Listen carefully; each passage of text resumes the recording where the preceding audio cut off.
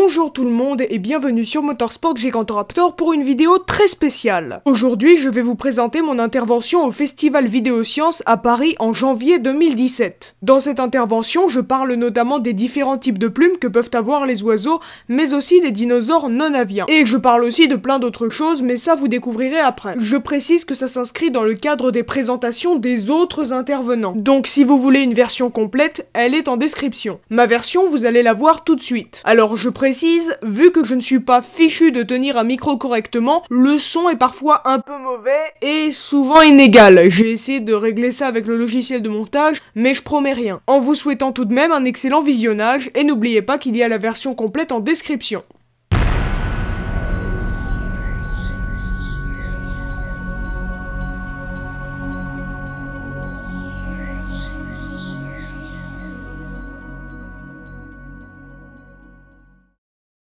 Bonjour à toutes et à tous. Vous n'êtes pas sans savoir que récemment, une queue de dinosaure couverte de plumes fut découverte dans de l'ambre.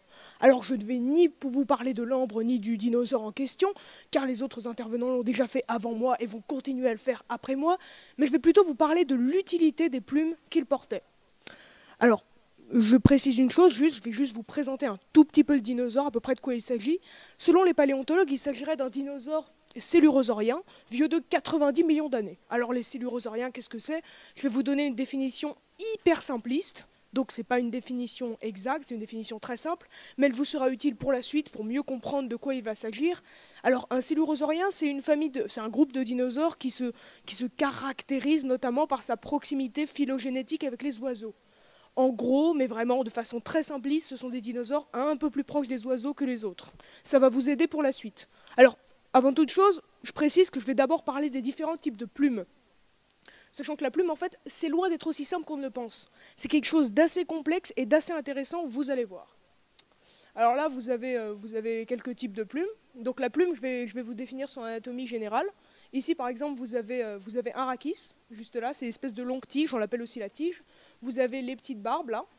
Et entre les barbes, vous avez ce qu'on appelle des barbules. Des barbules qui sont juste là. Donc ça, c'est l'anatomie générale de la plume. Donc, alors, il faut savoir qu'il y a trois types de plumes. Il y a ce qu'on appelle les tectrices, ici, les plumes sensitives, et les pennes. Alors, on va commencer par les pennes. Les pennes, elles se caractérisent, en fait, par une anatomie assez spéciale. Elles ont une espèce de tissu rigide. Par exemple, ici, vous en avez une, là. Elles ont une espèce de tissu rigide qui s'étend de part et d'autre du rachis, c'est-à-dire ici, de part et d'autre de la tige que vous voyez juste ici, et qui, en fait, s'appelle le vexillum. Alors, je vais vous montrer, là par exemple vous voyez très bien le vexillum, et si on observe un vexillum au microscope, ou à la loupe par exemple, on s'aperçoit d'un truc assez rigolo, c'est qu'en fait il est composé de plein de petits barbules qui sont accrochés entre eux, et qui permet notamment à l'air de ne pas passer à travers la plume. Ce qui est assez important, vous vous en douterez. Et à propos des barbules, un truc assez intéressant aussi, concernant les barbules, les barbes et la plume en général, c'est qu'en fait les barbules ne sont pas tous les mêmes chez les pennes. Il y a des barbules distaux, et des barbules proximaux. Alors les barbules proximaux qui se situent à la base de la tige, à la base du rachis, en fait, ressemblent un peu à des gouttières, ressemblent un peu à des espèces de gouttières, et les barbules distaux ressemblent un peu à des crochets. Donc ça, c'est les différents types de barbules, et ça, c'est les pennes en général. Alors les pennes, maintenant, il faut savoir qu'elles sont divisées en deux catégories. D'un côté, on a les rémiges, donc c'est les très grandes plumes qu'il y a sur les ailes des oiseaux, par exemple, que vous voyez ici. Là, je vais vous remontrer, qui sont caractérisés par leur asymétrie. Là, vous voyez une certaine asymétrie, il y a un côté qui paraît un peu plus grand que l'autre. Et bien en fait, cette asymétrie, elle est hyper importante. Elle est hyper importante parce que sans cette asymétrie, en fait, l'oiseau, il ne peut pas voler. Enfin, l'oiseau. Pas forcément l'oiseau, mais on en parle plus tard de ça. Donc l'oiseau, il ne peut pas voler sans cette asymétrie qui caractérise les rémiges. Donc il y a les rémiges, que vous voyez juste ici, puis il y a les rectrices. Alors les rectrices, ce sont les plumes de la queue. Les grandes plumes de la queue que vous voyez ici. On les voit notamment chez plein d'oiseaux comme le paon et chez des dinosaures, mais ça, on le verra après. Alors maintenant, on va passer à la deuxième catégorie de plumes. Alors, la deuxième catégorie de plumes, c'est les tectrices. Ce sont les tectrices. C'est des plumes qui, en fait, c'est un peu comme le duvet de l'animal. C'est un peu comme une forme de duvet que l'animal porte, et ils ont une anatomie complètement différente de celle des rémiges, enfin, de celle des pennes. Une anatomie complètement différente parce qu'en fait, on constate que la tige, juste ici, le rachis, est beaucoup plus petit, et que les barbes, elles partent en touffe un peu partout, et aussi que les barbules ne sont pas différenciées. Ça veut dire tous les barbules sont les mêmes, il n'y a pas de barbules distaux, proximaux, etc., etc. Ils ne sont pas en forme de crochet ni en forme de gouttière. Puis, on va parler de la dernière catégorie de plumes qu'on ne va pas beaucoup traiter dans cette courte présentation. Ce sont les plumes sensitives. Alors, les plumes sensitives, elles font office en fait de récepteurs sensoriels en quelque sorte. Il y a pas mal de catégories, les filoplumes, tout ça, mais on ne va pas en parler aujourd'hui. Par exemple, ici, je ne sais pas si vous les voyez, mais juste là, il y a un truc qu'on appelle les vibrisses. C'est ces petites plumes juste là, des tout petites plumes qui sont justement des plumes sensitives. Donc on va tout de suite passer à la deuxième partie de la présentation, leur utilisation chez les dinosaures. Alors je précise un truc, je vais parler en fait des dinosaures aviens et non aviens. Qu'est-ce que ça veut dire? Ça veut dire que je vais parler des dinosaures actuels, c'est-à-dire les oiseaux. Je vais parler des oiseaux, je vais parler des oiseaux préhistoriques, et je vais aussi parler des dinosaures célurosauriens qui portaient des plumes, et comment est-ce qu'ils ont utilisé ces plumes, avec quelques exemples que je vais vous donner. Alors on va commencer par les rémiges, vous savez ces grandes plumes qu'il y a sur les ailes des oiseaux. On va commencer par les rémiges, on va commencer tout de suite avec le Microraptor, que vous voyez ici. C'est un animal de la famille des Dromaeosauridés. Alors les Dromaeosauridés, peut-être que ça vous dit rien comme ça, mais en fait c'est la famille qu'on appelle très généralement les raptors. Vous savez, les raptors, c'est cette famille très générale. Eh bien, on appelle ça, en vrai, d'un point de vue scientifique, ce sont les dromaeosauridés. Dites dromaeosauridés, ça fait plus classe, c'est plus scientifique et c'est mieux. Donc, c'est un petit dromaeosauridé chinois vieux de 125 millions d'années, en fait, qui a été très bien préservé dans les fossiles, je vais vous le montrer après, et qui, comme vous pouvez le constater, a de très belles rémiges, et aussi sur les membres postérieurs. En gros, c'est un dinosaure à 4 ailes. Il avait des plumes sur les membres postérieurs et sur les membres antérieurs. C'est pour ça que ça en fait un dinosaure fascinant selon moi. Et selon les paléontologues, en fait, ce petit microraptor-là, il pouvait sauter d'arbre en arbre et il planait. C'est un dinosaure qui pouvait planer, un dinosaure fascinant et qui était recouvert de plumes. Alors vous qui êtes un public curieux, vous allez me demander, mais comment est-ce qu'on sait ça? Comment est-ce qu'on sait que le microraptor était comme ça, qu'il pouvait voler? Eh bien voilà la réponse. Là, vous voyez ce fossile? C'est un fossile de Microraptor. Ici, on voit très bien les différentes rémiges, les différentes plumes qu'on voit même sur tout le corps. Et ici, on voit qu'il y en a sur les pattes, sur les pattes postérieures, aussi sur les pattes antérieures. On les voit sur les deux pattes, ce qui est quand même assez intéressant. On constate que ce dinosaure avait bel et bien 4 ailes. Et on observe aussi sa très longue queue, qui pourrait vous rappeler notamment le Vélociraptor et autres de ses cousins. Alors selon les paléontologues, en fait, il y a quelque chose d'assez intéressant. Généralement, on associe souvent les plumes au fait de voler, mais selon les paléontologues, la première utilisation hypothétique des plumes serait plutôt en relation avec la thermorégulation. La thermorégulation, en gros, c'est ce qui permet de réguler la température corporelle, et c'est à peu près ça, quoi. Donc ici, par exemple, vous avez un dromaeosauridé, un raptor, qui pourrait notamment se rapprocher de ce qu'on imagine être l'animal qu'on a retrouvé dans l'ambre, qui était un célurosaurien, qu'on voit juste ici, selon les paléontologues. Et par exemple, ici, on voit toutes les petites plumes qui s'apparentent plus à des tectrices qu'à des pennes, c'est-à-dire plus des plumes à fonction thermorégulatrice, puisqu'il faut savoir un truc, que les plumes en forme de duvet, comme ça peut avoir une énorme utilité. C'est pour ça qu'on les utilise notamment dans les doudounes, en fait, parce que ça a une grande utilité en termes de thermorégulation. Et c'est seulement après que, selon les paléontologues, en fait, seraient apparues les rectrices, c'est-à-dire les grandes plumes de la queue, et peut-être plus tard, ou peut-être en même temps, les plumes permettant le vol.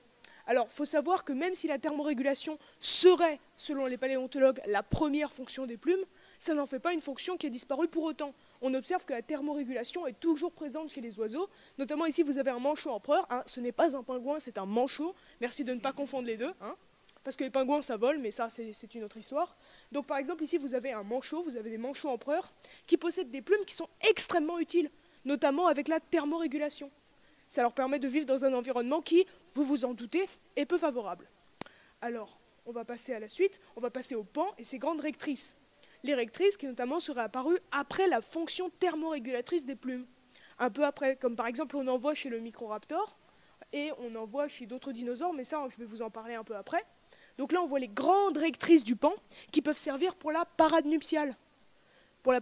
Qui peuvent servir pour la parade nuptiale et qui sont du coup généralement beaucoup plus voyantes, beaucoup plus présentes chez les mâles que chez les femelles, par dimorphisme sexuel. Alors, comment est-ce qu'on sait, à partir de quand est-ce que les rectrices sont vraiment apparues?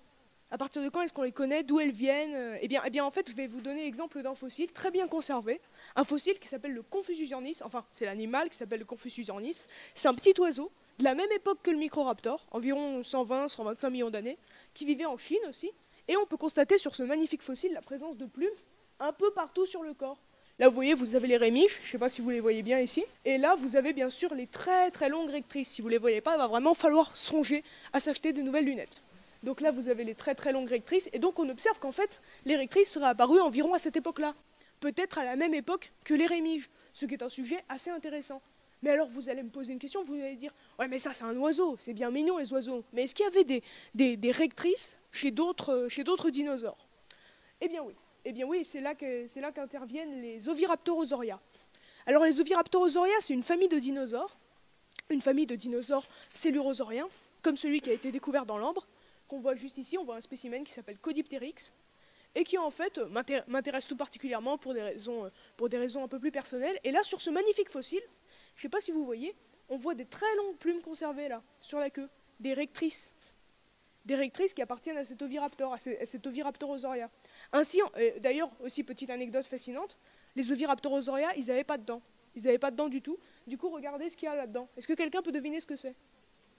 Ouais, c'est des cailloux qu'on voit juste ici. Et donc, certains pourraient mâcher des cailloux, effectivement, qui pourraient leur aider à mieux digérer l'alimentation. Donc, on va revenir aux rectrices du Caudipteryx. Ici, on voit les rectrices du Caudipteryx. Et si jamais, en fait, il y avait eu effectivement des rectrices et des belles plumes qui auraient pu servir pour la parade nuptiale chez ces dinosaures-là, dans cette famille-là, ça voudrait dire que le plus grand spécimen en aurait eu aussi. C'est-à-dire le Gigantoraptor erlianensis, que vous voyez juste ici, qui aurait pu effectivement avoir des plumes. Et c'est le plus grand spécimen de la famille des Oviraptorosauria. Il pouvait mesurer, on ne dirait pas comme ça, mais il pouvait mesurer jusqu'à 8 mètres de long et peser parfois jusqu'à 2 tonnes, selon les paléontologues.